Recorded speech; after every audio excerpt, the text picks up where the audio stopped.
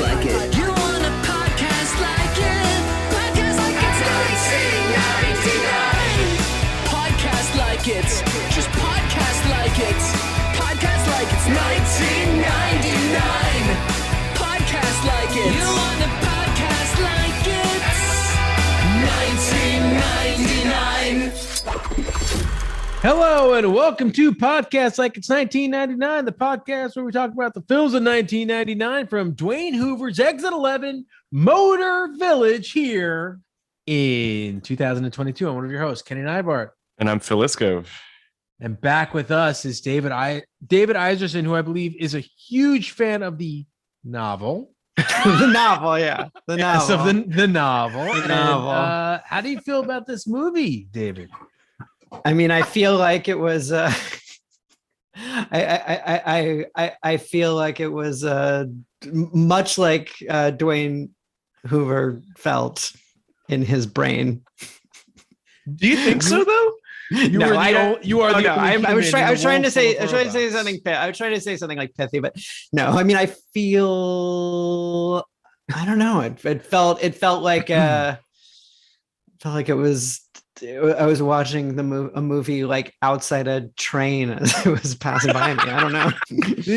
I do think that like it's a fever dream of a movie, and yet it's not a fever dream of a book. Like it's. Do you know what I mean? You've been reading it, right, Phil? I have been reading it, and I have read it in the past. Like I read it in I want to say like either late high school or in university, but. I don't feel like the book is particularly manic, where the movie feels very manic to me.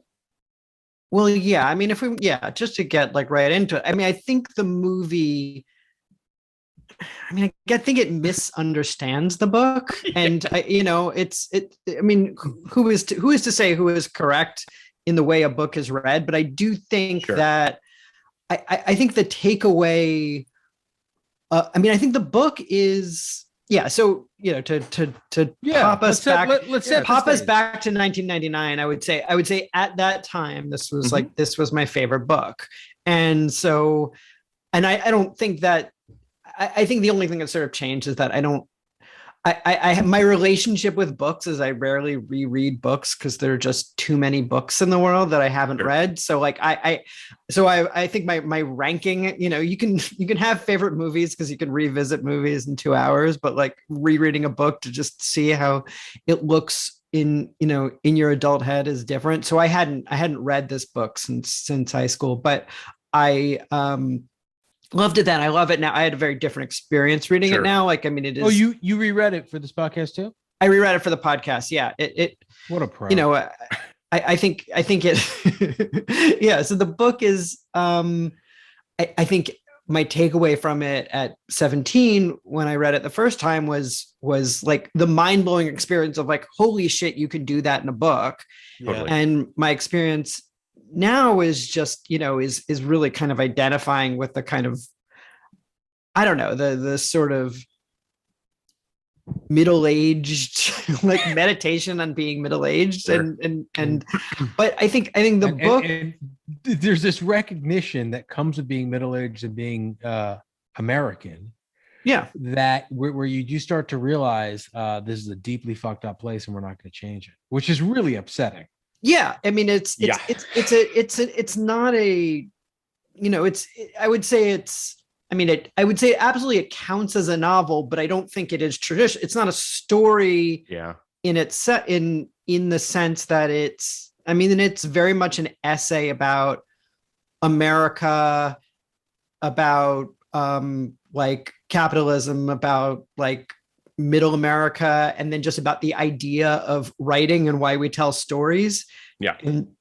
And the movie is about the plot, which I think is secondary at best. Yeah. Secondary at best. And the movie is, I guess you would say it was fairly faithful until the end of just like hitting the plot points of it, but it cuts out what I think is what I guess is the main character of the book, which is Vonnegut, which is the author just talking, and and him moving the chess pieces around of the characters, and him telling you he's moving the chess pieces around of the characters, and having this sort of meta approach to it.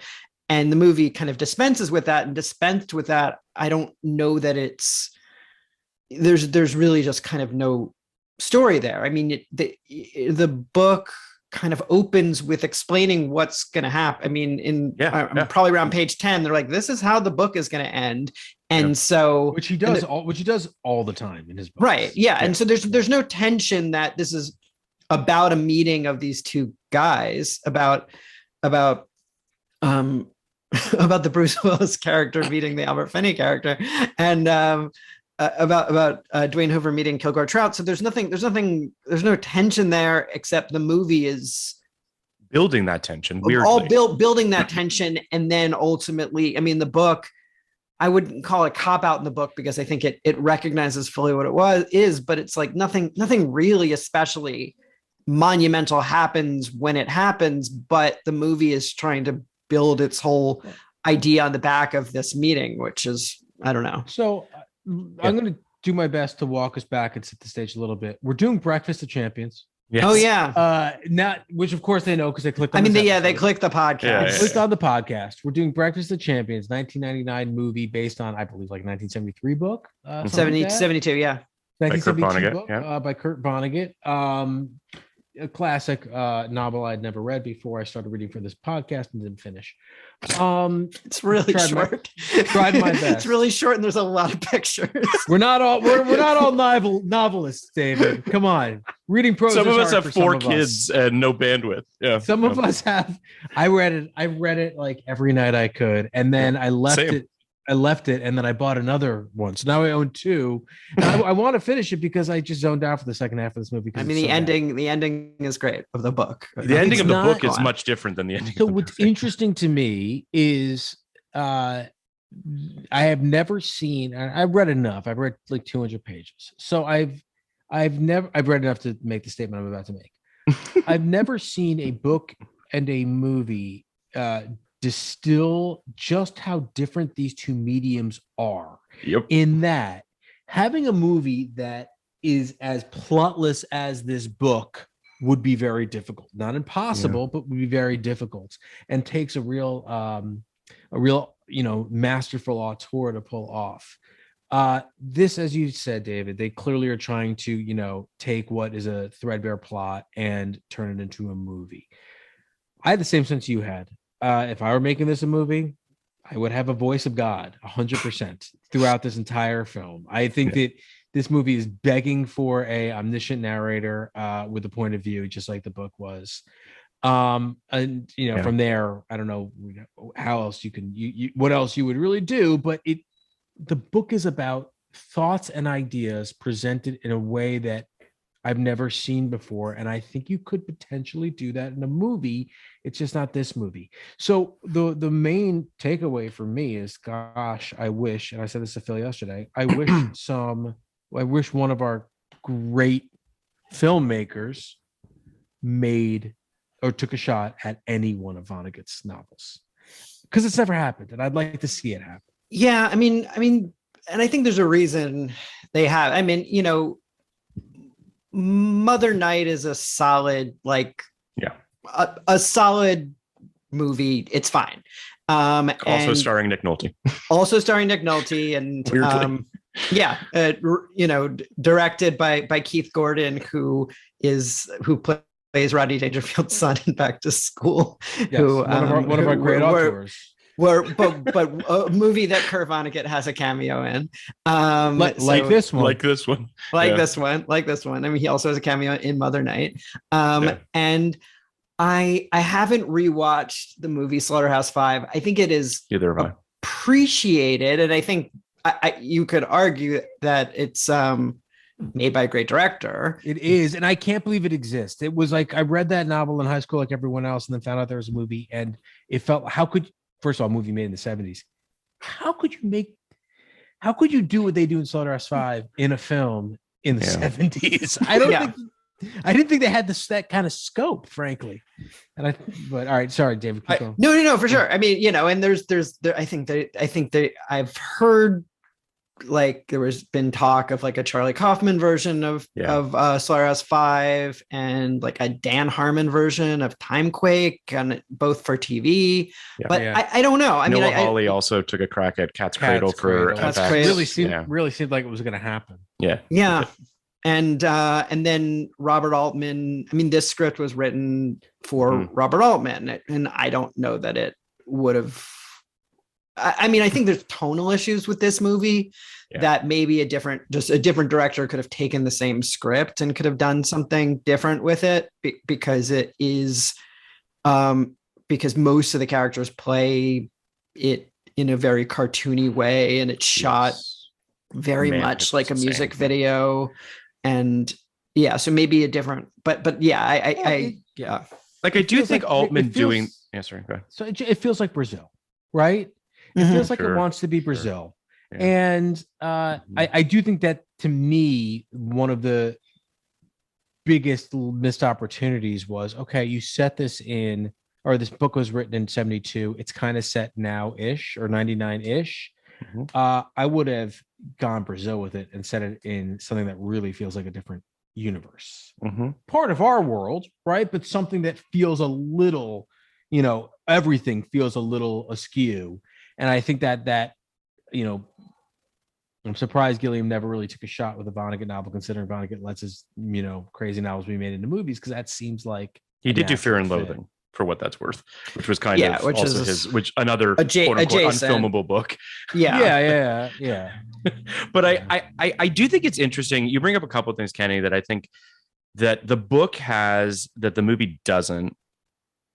And one of them is sort of the science fiction influence, the books, Kilgore's books within the book, right? His stories within this novel that sort of don't really, they're in this movie, but not really in this movie. And I think that they are so thematically important to what's going on. Dude. It's so, you're totally right, because they're in this movie.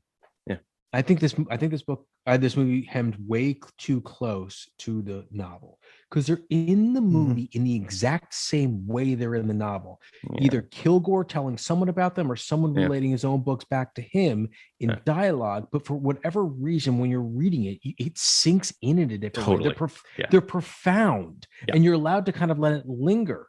I don't know how you do that, but it wasn't this. Well, it's a great, because Kilgore is in a ton of Vonnegut books, and he's a great. Is this his first appearance? Sorry to cut you off, David. No, his first appearance is in God Bless You, Mr. Rosewater, and Elliot Rosewater is also in this book, and just confusingly in this movie. Like at a point, he says, and now I literally leaves as if he has to make a costume change, as if it's a play. He's like, and now I have to go do business. I'd love to talk to you more. I mean, the actor, I don't remember his name, but it's the actor who's Ken something. Yeah, who's in Groundhog Day and The Bed and Breakfast. Like, he plays two roles in this. In this movie, which to me almost reads not as a director choice, but as a like the guy who didn't show up to set one day, and then you're like, oh, he's in town, he's come to set.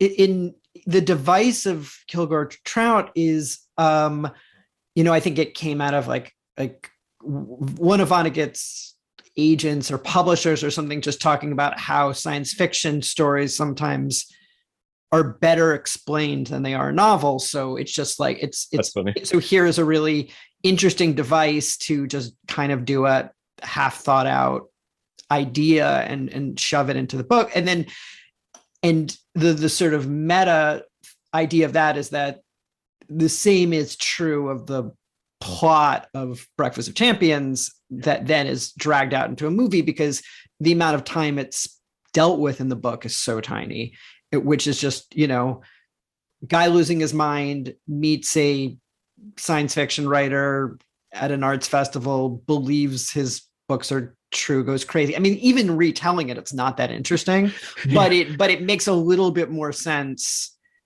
when you're doing it, when you're telling it in a Kilgore Trout-y way. Sure. Yeah. I mean, the only science fiction, and forgive me, I don't know Vonnegut nearly as well as you do, David, but Sirens of Titan feels like the only overt science fiction that Vonnegut did. Am I crazy when I say that? Like, I feel as though they're infused in his books in sort of these, like, I guess Cat's Cradle is sort of science. I think they all too. have a science Yeah, fiction I guess element. guess I mean, you're Cat's right. Cradle. I mean, player piano is Right. is science fiction, and then his short stories are Right. are pretty science fiction-y. But Slaughterhouse I don't. 5 is a time travel novel. I mean, they're Also all true. like, He does love the notions that exist within the science fiction genre more so than like actual, like, what I love about the way he depicts science fiction is that it's very matter of fact. Like, it's very just sort of, I mean, this is his style of writing in general, but very sort of like terse, short sentences. Everything is just sort of very kind of just laid out for you in a really matter of fact way. the best thing about Vonnegut, like hard stop in my opinion, or full stop in my opinion, is the way he depicts mundane things happening on Earth as if it's science fiction. It is so awesome. It allows you to look at our lives at a bit of a remove, and it is a way to kind of understand what's happening in our culture and society and country that feels like, it is kind of important that we start from the beginning. It is kind of important we take ourselves out of this and look at how fucking fucked up this is all. Not just weird, not just like fucked up. And like living in this fucked up society, like, yes, of course we're all going to go a little crazy. It's also, I mean, the book's written in 1972, and Kenny, you texted me when you first started reading it, and you were just like, this book is terrifyingly prescient in terms of like the world that we live in right now. It is. I mean, I guess that's the sad part about this book, and this more the book obviously than the movie, is how little we've learned. But I do just want to say one quick thing that I think is interesting, that you were, David, talking about how, you know, ultimately one of the themes of this book is about sort of misinterpretation of your art, right? That idea of like how someone can weaponize your work in a way that is completely the opposite of your intentions.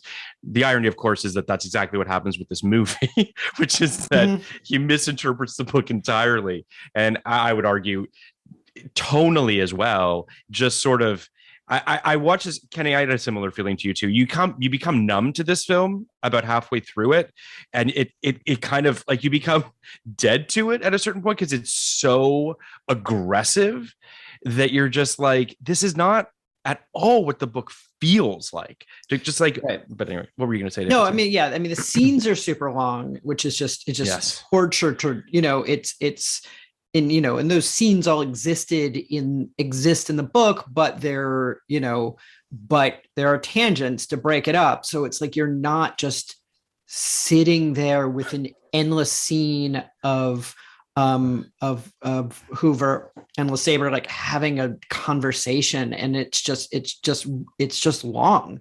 And so long takes too, like not even a particularly cutty movie. Like I think about that scene with Omar Epps and Nick Nolte where it's just like basically just a 2-shot of them, and it's just like this, it felt interminable.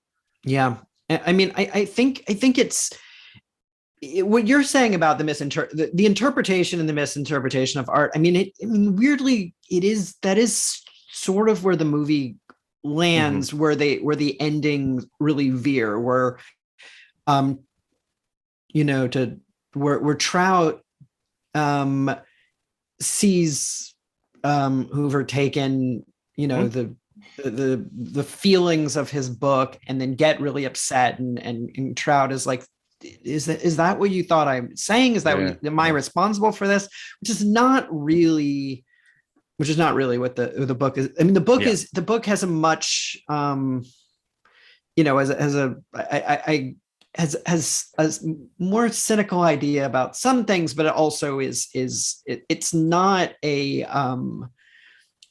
not about Trout like getting, having this sort of come to Jesus moment where he is where he worries about what he's done. I mean, to jump to the ending, it's, they both end with Kilgore Trout asking his creator to make him young, and in the book that is supposed to be seen as like human beings are so sad, because as much as Trout has, like sees the awfulness of the world, he just wants to keep going. And in the movie, it's like they just make him young. Yeah, they're like, oh, well, give him a happy ending. Your wish is granted, dear sir. Well, to speak of the ending as well, not to get too logistical or what have you, but like the mirrors thing in the book is this idea that like a mirror is conceivably a doorway to another dimension or another universe or what have you. I don't really feel like that's particularly laid into this movie. I mean, forgive me if I didn't notice it, but it feels like mentioned. Is it mentioned? Okay, so forgive me, but it just feels like the end is jarring. Is mentioned. I believe someone in a car, but yeah, it is kind of. I mean, we're talking a lot about the book versus the movie, which obviously we should, because we've all read parts of the book. David has read the whole thing, but I did try at least to approach this as its own animal, which I've always been able to do with movies that I've read. I've always been able to like separate them, but for some reason, what I kept coming back to here is how lost a viewer would be if they hadn't read this book. Fully lost. It is so weird, because it is like the movie is the movie is like watching the 12th Marvel movie and then having to just like sort of, without any of the exposition. It's like there's like a eureka moment that comes from from Omar Epps' character, like seeing the idea of Fantasyland, which is Fairyland, which is just like spoke of more in detail in the book, and it's there are all of these just like nods to things that you would only understand if you read it, and if you read it, it doesn't actually make it that much more interesting. It's not like an Easter egg that it's so completely devoid of how now we see adaptations, which is like there is a version of it that is appreciated by like the layman, and there's a version that is appreciated by the super fan. But this just has like nods to people who've read the book recently, because you'd only really understand it if you read it recently. Like, I don't think I would remember if I had just watched the movie and I hadn't read it recently. I don't think I would get it, but it gives you no pleasure of putting those pieces together. It just kind of allows you to sort of follow it. So it's an interesting kind of discussion about this particular book and this particular adaptation. I wonder if it was a misconception from the beginning about how ubiquitous this novel was, because I think that, for instance, part of why Greta Gerwig's Little Women works so well is because a lot of people have read it. I dare say most people, and there's already been a pretty straight adaptation. So the rhythms and characters and relationships in that book are already ingrained in your mind, that you are ready for a new interpretation of that material. And I wonder if people, if the filmmakers, if the studio, etc., screenwriter, thought that that this novel was that widely read, and you didn't have to set it up that well, and you also didn't have to view it as its own thing. Like you've adapted things that have gotten made, or no? Or I'm sure you've adapted things. I've adapted many things that have not gotten made.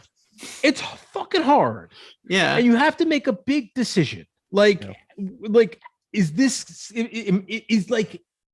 the thing in front of you, the book, is that the first draft, or am I about to write the first draft? And I think that's the big move you make in the beginning. And I think in general, you have to write the first draft completely. No, there's some situations where you don't. Yeah. There's some situations where the first draft is what's in front of you and you can more or less adapt that, or you can kind of subvert that or play with that. But for the most part, like, you have to break it down, not even to, you have to raise the whole fucking home and start with some of these pieces or with all of these pieces. You have to construct it from the beginning because it's a new fucking animal for a new audience and a new medium. Yeah, I mean, I think that, adaptations are incredibly difficult. And I think that, to your point, Kenny, you have to make a decision early on. You've done it a few times too, Phil. I didn't mean to exclude you. No, you weren't. No. You have to make a decision early on, which is, am I going to try to convey the essence of this book? Or am I going to try to be, quote unquote, slavish to the material? But this brings me to sort of a bigger question that I have for both of you guys, which is, I do feel as though some books are deemed unfilmable, right? Like just books that are impossible to adapt. And I do think that Vonnegut and several other authors tend to be put in that box because their voice is so specific and it's very hard to actually, Kenny, you solved it ultimately, which is VO of just literally hearing Vonnegut's words. Start. Sure. Yeah. But my point is that, like, a movie that comes to mind, and I don't know if you're a Tom Robbins fan, David, but like, they tried to do Even Cowgirls Get the Blues in the 90s. And he's an author who is just incredibly esoteric, incredibly his own thing, and is not particularly dialogue oriented. So much of it is just in the way he's describing the world, which is very hard to adapt. And I do feel like, quote unquote, quirky authors, and I hate that term, but I'm just going to kind of use it, it can be so easily misinterpreted. This, to me, feels like this movie has turned up the quirky to like fucking 100. And I don't particularly think that, I don't even really think of Vonnegut as a quirky author, but you know what I'm getting at. Well, but I think the other hard thing to do that he couldn't do in this novel, some things you just have to give up. You just have to accept that some things will not translate the way you want them to. I'm also, I'm reading Fleischman is in Trouble. You do have time to read that. Barely. It's taken me forever. So I'm reading Fleischman is in Trouble, which is coming out as an FX miniseries soon, right? It's so I have a bit of that in my head as well. And Fleischman is in Trouble, I think, is a really well-written, very interesting book, but it is paragraph to paragraph to paragraph, you are in different locations, right? Very often is she going into tangents, 4-page long tangents that matter to what the character's doing in the moment. But if you follow this novel chapter by chapter and tried to be slavish to it, I think it would be a disaster. And I hope they just accept that some things you can't do the way it was done in the novel, or not at all. What's interesting, because with Fleischman is in Trouble, it is being adapted by the author, which is a whole other thing. That's right? true. Where you're just true. Like, but, get into this, but with the writer's room. I mean, they're yes, proper, yes. But that, to me, is like, because that can also be tricky, right? Where sometimes they're too close to the material and it's too hard to adapt and they don't want to let go of stuff. So all of this is just to say that, every adaptation is its own animal. Every book is its own thing. And I think that this particular adaptation, what I find maybe strangest about it is what it's slavish to and what it's not. Like, the end, as you alluded to earlier, David, the end is a very powerful statement. It's a thesis statement of the book. It bookends essentially the book. And yet the movie does away with that entirely. It's very odd. Yeah. I mean, I think, to go back to just how to adapt things. I mean, I think I've had the luxury of, like, often I'm not adapting great things, which is really, or great books. I'm adapting. I love not adapting great stuff. That's the best. I think adapting things that have like a really strong idea, or either the book is great, but those things don't translate and you can just have to dispense with it and keep the idea, or it's where you just adapt your own book sorry to cut you off, but I was just curious as to did I adapt my own book? I mean, technically no. I wrote a script for it and then adapted that into a book. So I went the opposite way, but I think with that, I mean, and you know, not to plug my own book, but it's do it. No, but I wrote a book that I think if you were to read it, I don't think you would like. I feel like I learned a lot about writing prose from reading a lot of Vonnegut when I was sort of developing as a writer, and so I think it had a very the approach to it. I don't know if you would read it, you would see it the same way, but I had this sort of direct address where the main character was sort of talking to an audience and explaining the things that happen in the world, you know, as if they simply like don't know how a high school works or right. These sort of very basic ideas. And I think that brings, I think if I was to adapt it straighter, you know, at least I had a character to do it that would, you know, it's like a direct address sort of thing or whatever. But I think that I think this book, as we sort of said, I think it doesn't exist sort of in the canon enough in the way that it just like, you would have to adapt it faithfully because people would get mad, but it also is, you know, it's, you know, there's just also like not enough to it that it doesn't scream for an adaptation. I mean, I think that if you were to like sum up what the log line of this is, I could do that better in what the book is, but I can't, if I just got that script, like back when I was like a development assistant, if I just read that script, like there are dialogue scenes, there are scenes in it that are just truly like terrible in script form in the script to this movie. And so you'd really, if like gun to one's head, they had to adapt this, like, you know, they had to make it. And it's possible that like by getting Bruce Willis attached to this in 1999, maybe there was such a train, like, I don't know the story of how it came together. I don't know how they got Bruce Willis, but I mean, it's possible that just he was a fan of the book, as many people his age would be.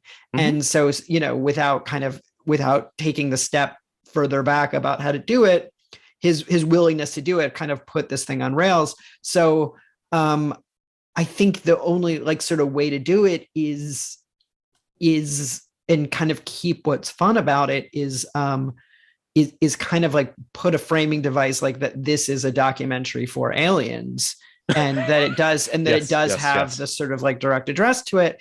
But even then there is, apart from the script, there is this sort of tone issue. And I think we touched on it about like how the actors like no one except maybe Albert Finney is playing, and his character is very broad, but like no one is playing in the real world. No one exists in the real world. And there are things that this movie contends with that are things that American Beauty contends with. Like this is like, I mean, thematically, they were very similar too. Yeah. I mean, and so if you shot this like American Beauty, if you had at least some, you know, if the performances were grounded in the way that the American Beauty performances are, then, I mean, you know, I think you could have switched the act. I mean, I think Bruce Willis could have been an American Beauty as well. Like, I think, you know, not with this performance, but I think that is, they're so similar. Yeah. I'd say Dwayne Hoover is conceptually way more of a Kevin Spacey type character than a Bruce Willis type character. You know, I don't think I'm disagreeing with you. I think we're about to say a similar thing, but it might come off as disagreement, but I think you understand what I'm saying. I feel almost that these problems that this movie is too straight. In the novel, for instance, the problem of Harry LeSabre is that he cross-dresses at home and is concerned about getting found out. But in the novel, that's dealt with as almost clinically, right? Like this is not, it's not dealt with emotionally, right? It's dealt with very clinically. in the novel, I mean, the movie, it is insane. It's so wrapped up in like his own personal pathos, and it's wrapped up in his insecurity and vulnerability and all these things that like give it too much weight. Yeah. It's like it feels like it's so inconsequential what the problem is in the novel, partially because it's essentially, you know, a as you said, documentary for aliens, which I love that idea. This is a snapshot of what is happening on this planet at this moment. Right. And I feel like the whole thing plays like the movie intimately, which is so wrong to me. It's like 100% the wrong take to be so ground level with this material. When really it's, to me, the novel is like, so much of the novel that spoke to me is like, these problems go back 500 years. Mm-hmm. This country is founded on some really, you know, fucked up shit. And if you look at what has happened in the last 500 years, this is almost an inevitability. Whereas that's all excised, and now we're just supposed to relate to the, you know, the common problems, the somewhat common problems of these somewhat eccentric people. And it is just alienating and boring and makes the whole thing look very unremarkable. And I think that's really what it comes down to. Well, it's also just yes to everything you're both saying, but I would also just say as well that it makes for a very unlikable cast of characters as well. You're sort of bombarded with all of their over the topness. It all just feels like cartoon characters just bouncing off of one another. It's like there's really no one to hold on to, and it's really hard to. It's kind of an exhausting experience because you really just have no idea what you're supposed to really be. I don't want to say rooting for, but I mean, yes, Bruce Willis is your protagonist, but at the same time, I'm just really not sure what his arc is, what he's really, what exactly is trying to say about Dwayne's character. But let me just give a little bit of synopsis for people that have not read this book or seen this movie.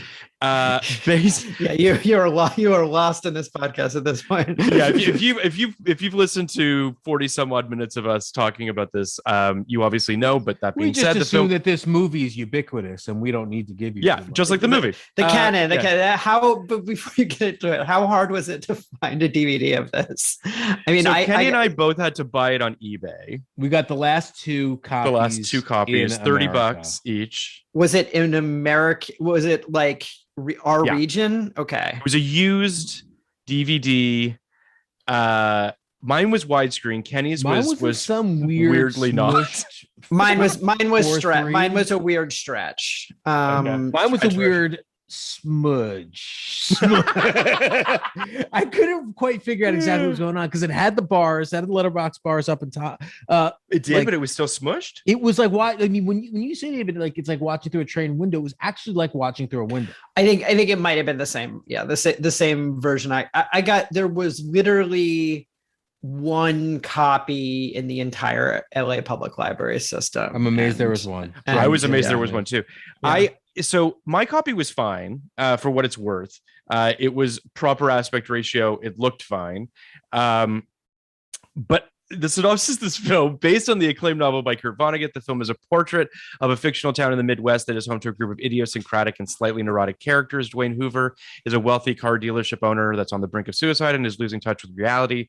Breakfast of Champions chronicles the meeting between Dwayne Hoover and an unstable Pontiac dealer and Kilgore Trout, an overly creative science fiction writer. Breakfast of Champions opened on September 17th, 1999 against Blue Streak for Love of the Game, The Sixth Sense, and Stigmata. It would go on to make $178,000. Same opening weekend as Sixth Sense? Sixth Sense was a couple weeks earlier, but it was just the same. They were all kind of going up against each other. Right. But it would go on to make $178,000 on a $12 million budget. Wow. Yeah, I mean, it didn't feel cheap. It certainly felt like they spent money. That is a shockingly low amount. Like, I mean, that is, that feels like it played for a week. It's about the budget. Yeah, the budget feels so surprisingly high for what this movie should. But I mean, yeah, and then obviously, I don't, as somebody who was a fan of the book, I mean, I think I had to have been at least aware of the movie's existence. I don't recall. I mean, I was also like, as I'm sure we all were, like a devout Entertainment Weekly reader. So I'm sure I saw whatever I would guess like an F or a D- review. And so I didn't rush out. I remember seeing a little featurette because in addition to reading every Entertainment Weekly, I watched Access Hollywood every day. Yeah. I remember seeing a little something on Access Hollywood about this film. And loving Bruce Willis and all that stuff because I loved him before all this. I've always been a Bruce Willis fan. So loving Bruce Willis, I thought that was intriguing. I'm always kind of intrigued when action guys go outside of their supposed lane, and then this movie never happened. It's like when we were going to do 99, I've always wanted to do this film. I was one of the ones that I've been talking about for 5 years because it is such a curio to me. And now I've seen it, and we move on with our lives. But I do want to say, you mentioned the reviews. It's got 25% on Rotten Tomatoes from critics, 32 from audiences. Sight and Sound said structurally the film is a mess. On screen, the novel's digressive anecdotal narrative seems directionless and muddled. The Village Voice said another middle-aged male crisis opus. It begins on a note of total migraine-induced hysteria, which continues unabated throughout. Entertainment Weekly simply called it unwatchable. And the New York Times said the movie looks and feels like a frantic live-action psychedelic cartoon. I have a very vivid memory of a press still from this in Entertainment Weekly of Bruce Willis next to the car dealership with like that crazy. Too. And I remember thinking like it was an arresting image. And I had read the book at that point, I imagine. So I certainly was like intrigued, but then it disappears. Like it really just feels as though it got no fanfare. No one gave a shit about it. And it doesn't exist. I mean, we barely were able to fucking find it. Yeah. I mean, the cast is pretty impressive. I mean, all quite notable people that we've all heard of. I think a lot of the reviews I looked at sort of, I saw a lot of like references to the director and his body of work, and Alan Rudolph. I'm deeply unfamiliar with him, other than knowing that he was a protege of Altman, and that this script was written for Altman. But like, I don't know his stuff, but I think, and the sense from the reviews that this feels like stylistically outside his style, but I don't know. But I mean, it I don't know if it was the connection to the book, his reputation or whatever, but it did. Yeah. I mean, as a 1999 cast, it's a pretty good cast. Yeah. You mentioned Altman, so I want to give just a little bit of context for what his production was supposedly supposed to look like. After the success of Nashville, Kurt Vonnegut's novel was bought by producer Dino De Laurentiis for Altman. Altman's cast for the film introduced Peter Falk as Hoover, Alice Cooper as his son Bunny, Sterling Hayden as Kilgore Trout, and Ruth Gordon as Elliot Rosewater. Because he believed, as Rosewater was to be portrayed as an older man, Altman thought it didn't matter that Gordon was a woman, and he believed gender differences were not as strong in the elderly, whatever that means. Right. Like a progressive casting idea undercut by the things he said. That is exactly. And everybody knows adult people don't have genitals. So and in Vonnegut's letters, there's also a letter that he wrote to Nicholson where interesting. Where Vonnegut wanted to lobby for. I don't know if that's the Altman version, but I do think. Here's what I will say: Robert Altman's career is fascinating in its own right, and when he does take these wacko swings, like Popeye, or why am I drawing a blank on the one with the flying? The Waldo Great Waldo Salt. Great Waldo. No, I'm confusing these two movies, but it's Brewster McCloud. That's it, Brewster. Exactly. When he takes those big swings, I kind of respect it. It's interesting, and I imagine this would have fallen into that camp. At the same time, I do think the groundedness and the kind of terrestrialness of Altman might have benefited this picture. Like I do think that Alan Rudolph just lets it fucking spin off the planet, and it's impossible to latch onto. It's look, there are some. I mean, one of the first things I was going to say, we've gone where we've gone, was I do like talking about this idea of these classic novels that go so hideously awry in adaptation. And I'm looking at a list of, allegedly unfilmable movies that gave rise to great adaptations. Okay. And the thing they kind of uniformly have in common is that they were adapted by brilliant filmmakers. Like you have like Adaptation by Spike Jonze. You have Cloud Atlas by Tick Fury and the Wachowskis. You have Life of Pi, Ang Lee. You have Alita and Clockwork Orange by Kubrick. Naked Lunch, Cronenberg. Like these are just masters. LA Confidential, a famously unfilmable novel. I mean, even this year with Dune, with Villeneuve. I mean, you have these masters who put it, Inherent Vice, who put it all out there. And sometimes you also have these situations where people who are decidedly not masters take their chance on unfilmable novels. One that that always is in my head is like, for fucking 40 years, people were trying to do American Pastoral, and like Ewan McGregor did it, and nobody cared. It's like it's worth noting because I've just been. These are heavy lifts. These are heavy lifts, and they should be given. It should be given only to people who can lift that weight. Well, I've been rewatching, apropos of really nothing, but The English Patient. I just happened to be rewatching it, which is also a book that was notoriously very, very difficult. It's very poetic. And I have to hand it to Minghella adaptation. He figured out a way to take a book that is very hard to adapt and made it into, a very accessible film. And then he does it. He tried to do it again with Cold Mountain a few years later, which, to varying degrees of success. But the point here, I think you're making, and you're absolutely right, Kenny, which is like, you got to have the bona fides to carry this off. And I just think that this book in this man's hands just didn't work. My mind keeps going to, because my origin story with this is like, I had a gift certificate to Walden Books. And I had like several years before I'd seen a girl I had a crush on, like reading this book. And I was like, cool people read this book. And so I had my gift certificate, and I was like, this is where I'm going to get like books that I should read. And so I bought this and Catcher in the Rye at the same time.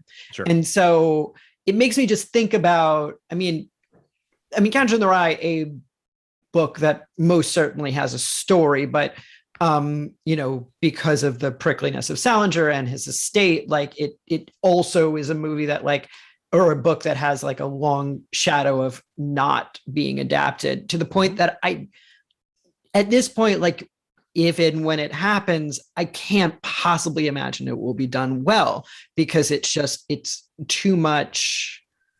I wouldn't know where to start. Is this something Phil, weren't we just haven't we watched a movie recently where a character was reading Catcher in the Rye? I mean, definitely. I just can't remember what it was. Definitely. It just feels like you're watching that Jared Leto movie where he plays Mark David Chapman. Yeah, right. First of all, I think it's interesting that you bought this and Catcher in the Rye together, because I kind of have the association as well of like, these are books that you need to read as a teenage boy on some level. You know what I mean? Like it's kind of mind expanding. And Catcher in the Rye, I mean, there's arguments to be made for whether or not like Wes Anderson has already kind of sort of done Salinger in a way. So there's kind of he's done the Glass Family. I don't know that he's done Catcher in the Rye, but yeah. So I want to talk about the cast of this for a quick second. Obviously Bruce Willis is in the news for unfortunate reasons. But I actually think I don't think he's bad in this. Like, I don't think he's totally wrong. And I do, Kenny and I, talk about this all the time, but like, we love it when people take a big swing, and I love that he tried to do this. He's got Breakfast of Champions, The Sixth Sense, and Story of Us in 1999, a real trifecta of films. Yeah. Very interesting. I think, I mean, without Sixth Sense, like, it might have just like killed his career just to have that, have that year, you know? Yes. No, I think he's trying. Like, you can tell he's trying. You can tell he's, and you know, and it's possible that because he is a forceful movie star at this point, it's also possible that he,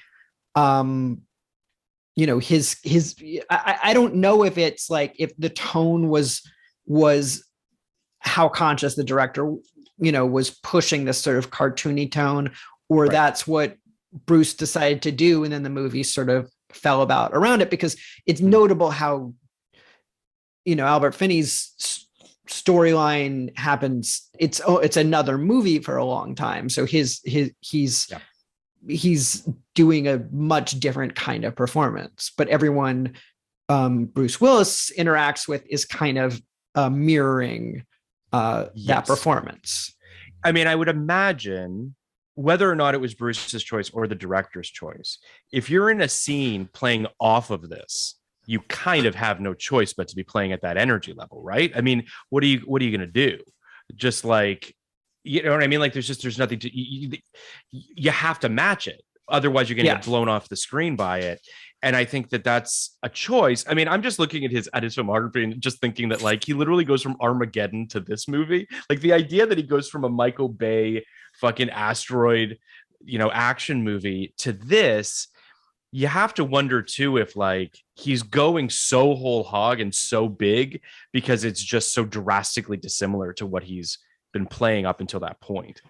And it really was a, like, because indie movies, I mean, I guess this is explicitly a studio movie, but it had an indie movie cred or vibe to it. If it was good, like, this was very much in that, like, one for them, one for me. Yes. School of, you know, because this was the era where Bruce was doing, you know, Pulp Fiction and you know, and giant movies. I mean, he's doing indie movies and giant movies. It's like 12 Monkeys, Fifth Element. You know what I mean? Like, he was very much available for everybody and everything at this moment. Yeah. I mean, even the 3 years mentioned, the three movies we discussed for this year, three very different movies, and they're all atypical Bruce Willis movies. They are. Yep.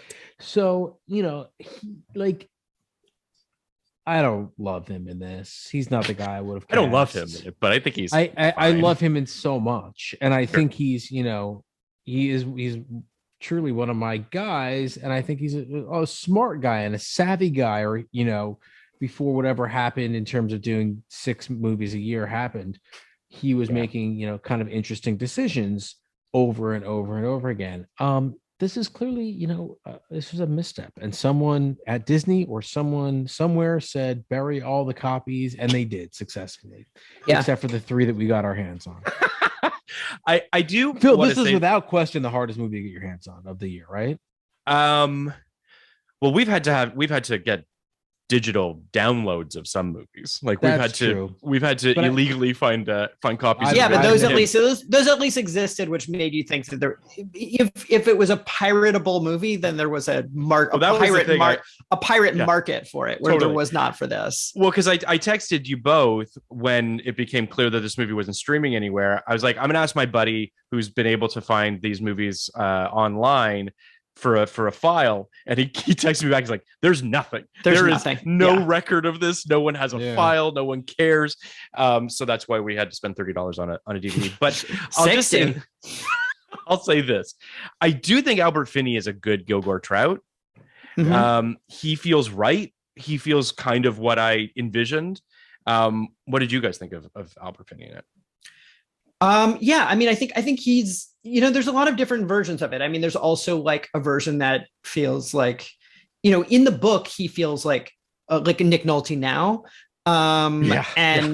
You know, Finney is I really like him as an actor, and he's doing his Finney thing. Like, he's not doing a different performance than he's doing in Aaron Brockovich or whatever. Like, he plays this guy. And I think there's a version. Yeah, I think there's a version of Trout, because Trout is also inconsistent from book to book. That's like a big Vonnegut thing, that there's not a Kurt Vonnegut cinematic universe. Like there's every the character is constantly changing. But he's, there's a version of him who's also a little bit more restrained, not as like, and there is a lot in the book about how he's like holding back, he's done his journey across the country from saying the things that he wants to say.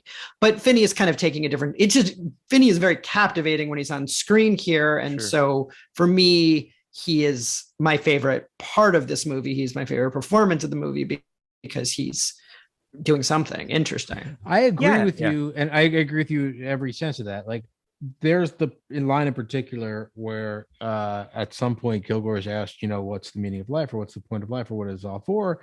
And in the book he responds, to be the eyes and the ears for the creator. Now in the movie he responds, to be the eyes and ears of the creator, which felt like it felt like not the Kilgore I thought. The Kilgore I thought, wasn't even convinced of that notion as he said it, / put a lot of fucking thought into it, and this is where he landed. The Kilgore in the movie knew that in his bones very clearly, and anybody who even asked the question was deserving of his contempt. Yeah, and that is not the character I thought that I was reading about. I thought I was reading about someone who was introspective and was doing his best to make sense of what was happening in the world, not someone who was 100% confident about where he's landed on things in terms of what's happening here. Like you said, he was my favorite part of the movie. He was making choices. They were big choices. I find him very watchable in general, Albert Finney, and I didn't hate it. Like, I love a point of view, but it does go to like this whole notion of the tone of this movie is abrasive in a way that I don't think the novel is at all. The novel is syrupy. Like, there is something about it that's just like, it lulls you into this very calming, miserable world. Yeah. I do think, though, you bring up a good point. Part of it is like, in casting Albert Finney, you know what you're going to get, right? And it doesn't seem drastically dissimilar to Kilgore's character. Everyone else in this cast feels completely disassociated, or at least your association with these actors. You're just like, wait, why is Nick Nolte acting this way? Lucas Haas is pretty terrible in it. Like but it's a confusing thing that, like, he's, I don't know. He's wearing weird costume. Like, the performance is how he is styled, and there's a real there's a look of this that's also intrinsically 1999 that I think has a very like David LaChapelle in its lookbook thing that is not in the book at all, but it does feel like that's where Lucas Haas is like weird styling and like pompadour wigs and like that he is both, he's a lounge singer, but he's terrible, but no one comments on him being terrible. He's a little out of his depth. He's not really given anything to do, to the point that they cast somebody to like to play his manager. It's confounding. It's also, like Barbara Hershey, who is given very little to do. Very little to do, because she is dead in the book, and it's unclear if she's dead in the movie. Like, that's one of the things that is like, if you didn't read the book, it's confusing, because she dies before the action of the book. So so it's very unclear whether she is a ghost, but then in the end it becomes very clear that she's real. I can't stress this enough, how the ending of this movie being dissimilar to the ending of this book is so flummoxing to me. You've made this whole movie under this misguided notion that everyone knows this book like the back of their hand, and then you decide to deviate from its thesis statement at the end of the film. In the book, he ends up in a mental institution, right? And I want to make sure. I think he briefly does, and I think he eventually gets out of it because he's so rich and powerful, but is then sued to the point that he ends up on Skid Row. Right. Right. But this is kind of, there's a part of me that's like, there's this oddly forced happy ending that's tacked onto this thing, this movie that obviously is ping-ponging all over the place, and then just tries to kind of lull you into this false sense of security and safety at the end of it. Just feels unearned. No, much like a movie that, it's not, you're not going into a movie that is about that people's public faces and private faces are different, and that like everyone has like everyone has dark thoughts they don't reveal, and all these things that this movie is telling you from the very beginning. There's nothing about it that feels like it should result in a happy ending. I mean, it has to end. It has to end bittersweet. That's the movie that has been promised to us. So it's a movie where like a family hugs is not the movie that it seems like it is, but that is how this movie ends. Because it does feel as though the book and the movie are both about identity crisis and about not really understanding necessarily who you are, but that's part of being human. Like, I think that ultimately, I don't think the book is trying. I mean, certainly Vonnegut's never interested in rounding off his stories or like giving you a pat ending. And I feel like it's disingenuous and kind of unfair to your audience to spend, the better part of 2 hours basically saying like, you're never going to figure it out. It's all fucking for naught. It's all chaos. And then in the last 5 minutes be like, just kidding. It's totally fine. I find that might be the thing that pisses me off the most about this movie. Yeah. Listen, I think that it's weird. I was watching the movie thinking, do I wish this movie didn't exist? Like, do I wish that this film... Because your wish has been granted. Trout wishes to be young, and you wish the movie doesn't exist. Both of you got your wish. At some point you went through a leak and you came out on the other side and it's not here. I wish genuinely that somebody brilliant would take on one Vonnegut novel. Which one? Do you have a? Well, this one would be a good one. I mean, any of them would be interesting, right? Like Cat's Cradle would be interesting. Slaughterhouse 5 would be interesting. Any of them would be interesting because I mean, anyone that I've read is interesting. I think that they're all kind of equally unfilmable, and I think it would be fun. But I mean, people have been trying. I mean, we've talked about obviously television adaptations. I've had friends that have taken generals at various companies because all of his books have been sort of plucked up by a bunch of different pods and stuff like that. And they all feel like everyone's trying to push that boulder up a hill.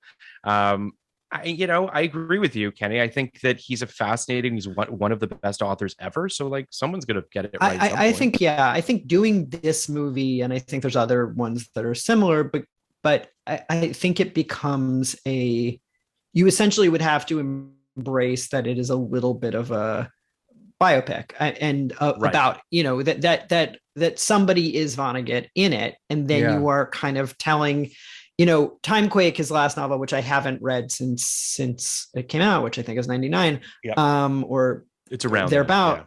Yeah. I mean, that is half of that book is a very science fiction-y concept, and half of the book is an apology for why the book didn't work and a reworking of it. Like it is even more than this one. It is him truly stepping away from the book, writing about the fact that this is his last book.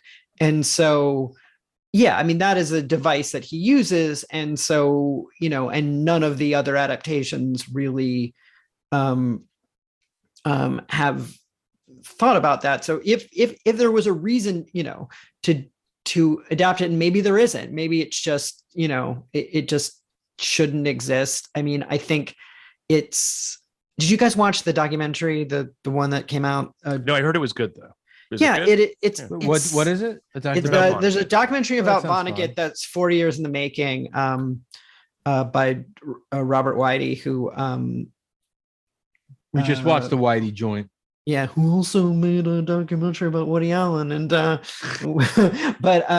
this is about who he befriended Woody Allen too, but like Robert Whitey seems to have a be somebody who befriends important men, but he befriended Vonnegut 40 years ago to make this documentary and continued to try to finish it, and so it's about both of them. It's does the Vonnegut thing where it's as much about Whitey as it is about Vonnegut. I'm curious to check it out. I think that Vonnegut, by the way, was pretty open about his disdain for this film, called it painful to watch. I think that he appears in this film very briefly as a commercial director for a couple seconds. It does feel as though cinema and television have not been kind to him in terms of the adaptations. It would be he is one of obviously the greatest authors, and it feels as though one of these books, and Mother Night's a good movie, it's a fine movie, but like it does feel like, to Kenny's point, it would be great if one of these just really fucking connects and we can really sort of do justice to one of the best authors.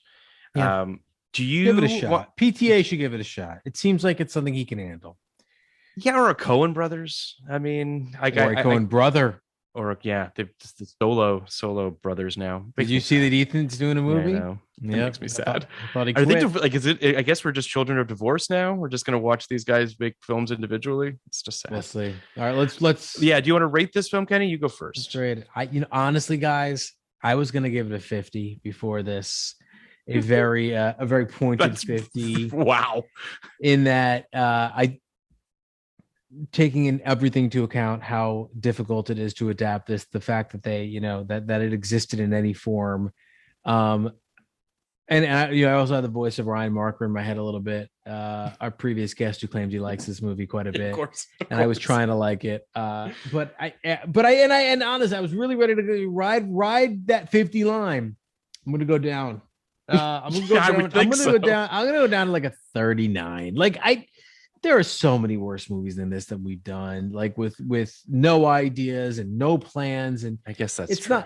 It's not the worst movie we've done. And it's still a Vonnegut novel, and there's still stuff to chew on there. And, again, if I had never seen or never read the book, which I never have the full thing, but if I had never read any part of the book and I just came to this, there would be new ideas presented to me that I think I would find somewhat compelling. So I'm going to give it a 39. David, what about you? You had seen this prior to. So I'd seen it. My memory of it was pretty bad. My memory of it was turning it off. I mean, my memory of it, we rating it 0 to 99. It was, in a 12 range, like a really bad, Right. And I think, turkey. I think it's better than I remembered it, which is, and it still wasn't good, but it was, there were moments, there was it was in focus, there was mostly.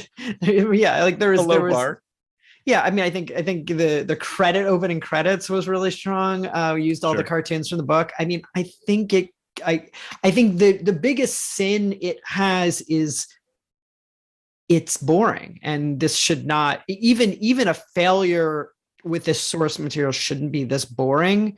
So I think a 24. I think to mention the cartoons, I thought it was hilarious that Alan Randolph on his own card gave himself the asshole. Cartoon. Have to. That was exciting to me. And I also like, David, that you wore Breakfast of Champion colors. Because the 2 books I bought at least had the Mets and Knicks colors going on. Oh, that's awesome right now.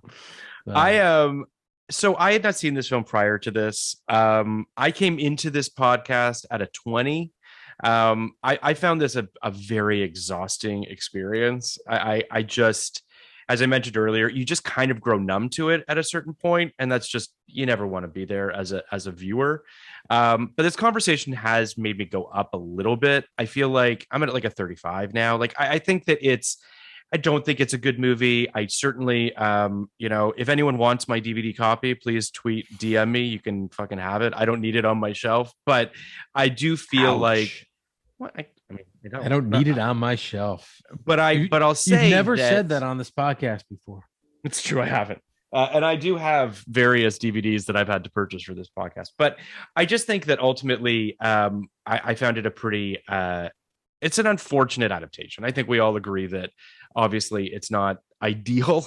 It's not particularly even effective an adaptation. But to your point, Kenny, you got to hand it to them. They stepped up to the plate. They tried. And I guess you gotta commend someone for trying to adapt a incredibly difficult. This really wasn't the train wreck I was led to believe. Really? No.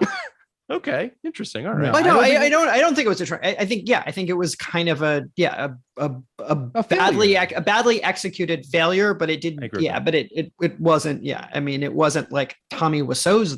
Breakfast. Sure, The Room. Yeah, sure. Because I guess what I'm getting at, I think, David, you're on my wavelength, is if this had been available and people had seen it, this in and of itself would not have been the kind of thing that would have hurt Bruce Willis's career. I think this would have just been a shrug. Right. A somewhat noble failure. And I say that not because of the filmmaking style, which I think is, somewhat ignoble, but the attempt. Yep. This is a big fucking piece to chew off, or big fucking bite. Yeah. It's hard. Good for you for taking the shot. 39. David, thank you so much for coming on to talk about this with us. Of course. No. I mean, it was a pleasure. It was a pleasure, and it was also it was a great excuse to reread this book, which I really genuinely this is. Why this was the moment where I was like, oh, I want to be a writer. Was reading this book. That's and awesome. Reading the ending. So get to the ending. But no. I'm not shaming you. I mean, truly just the moment in the book where Kurt Vonnegut enters the story is meaningful to me. And it to an adolescent, it's knowing that you can break the rules. Writing was really exciting. I mean, maybe that's part of the movie's problem too, because it broke no rules. But but this was always a pleasure. Thank you for having me. Oh my God, thank you so much. We really do appreciate it, and we can't wait to have you back in the future. Of course, I'm here. Talk to you soon. All right, bye. Podcast like it. You want a podcast like it? 1999.